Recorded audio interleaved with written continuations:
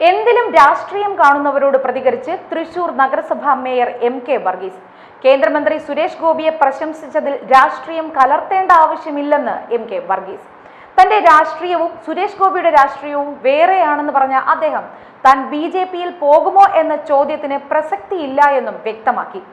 സുരേഷ് ഗോപിയിൽ ജനങ്ങൾക്ക് പ്രതീക്ഷയുണ്ട്, അത് വോട്ടായി എന്നും അദ്ദേഹം പറഞ്ഞു. വലിയ പ്രതീക്ഷയിലാണ് സുരേഷ് ഗോപിയെ ജനങ്ങൾ തെരഞ്ഞെടുത്തത്. വികസനം നടത്തുമെന്ന് ജനത്തിന് പ്രതീക്ഷയുണ്ട്. വികസനം നടത്താൻ തയ്യാറായാൽ കൂടെ നിൽക്കണ്ടേ എന്നും അദ്ദേഹം ചോദിച്ചു. ആര് വികസനത്തിനൊപ്പം നിന്നാലും താൻ അവർക്കൊപ്പം നിൽക്കും. CPIയുടെ എതിർപ്പ് തന്നോട് പറഞ്ഞിട്ടില്ല എന്നും പ്രശ്നങ്ങൾ ഉണ്ടെങ്കിൽ ചർച്ച ചെയ്ത് പരിഹരിക്കുമെന്നും പറഞ്ഞ എം.കെ. വർഗീസ് എവിടെയോ തെറ്റിദ്ധരിപ്പിച്ചിട്ടുണ്ടെന്നും കൂട്ടിച്ചേർത്തു. താൻ കോർപ്പറേഷന്റെ മേയറാണ്. കോർപ്പറേഷന്റെ ഒരു സ്ഥാപനത്തിന്റെ ഉദ്ഘാടനത്തിന് കേന്ദ്രമന്ത്രി വന്നാൽ മേയർ പോകാൻ ബാധ്യസ്ഥനാണ്. തൃശൂരിന് പുരോഗതി അത്യാവശ്യമല്ലേ? ആ പുരോഗതിക്ക് സുരേഷ് ഗോപി പദ്ധതികൾ തയ്യാറാക്കുന്നത് നല്ല കാര്യം. അതിനകത്ത് രാഷ്ട്രീയം എന്താണെന്ന് ഇപ്പോഴും മനസ്സിലാകുന്നില്ല. അദ്ദേഹം വലിയ പദ്ധതികൾ കൊണ്ടുവരട്ടെ എന്നാണ് അഭിപ്രായം. സുരേഷ് ഗോപിയുടെ മനസ്സിൽ വലിയ പദ്ധതികൾ ഉണ്ട് എന്നും മുമ്പ് മനസ്സിലായിട്ടുണ്ട്. അദ്ദേഹത്തോട് സംസാരിക്കരുത് എന്ന് പറയാൻ പറ്റുമോ എന്നും എം.കെ. വർഗീസ് പ്രതികരിച്ചു.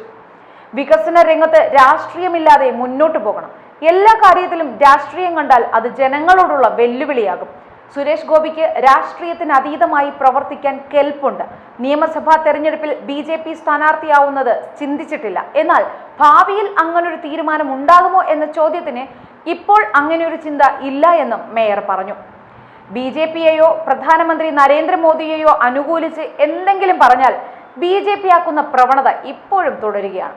തൃശൂർ മേയർക്കെതിരെ ആരോപണം ഉന്നയിച്ചവർ സുരേഷ് ഗോപി ഇപ്പോൾ കേന്ദ്ര സഹമന്ത്രിയാണെന്ന കാര്യം മറന്നുപോയെന്ന് തോന്നുന്നു. ടൂറിസം മേഖലയുമായി ബന്ധപ്പെട്ട് കേന്ദ്ര ടൂറിസം സഹമന്ത്രി എത്തിയാൽ മുഹമ്മദ് റിയാസും പോയി അദ്ദേഹത്തെ കാണേണ്ടതായിട്ടുണ്ട്. അപ്പോഴും ഇവരൊക്കെ ചോദിക്കുമോ, മുഹമ്മദ് റിയാസ് ബി.ജെ.പിയിൽ ചേരുന്നോ അതോ നിയമസഭാ തെരഞ്ഞെടുപ്പിൽ ബി.ജെ.പി സ്ഥാനാർത്ഥിയാകുമോ എന്നൊക്കെ?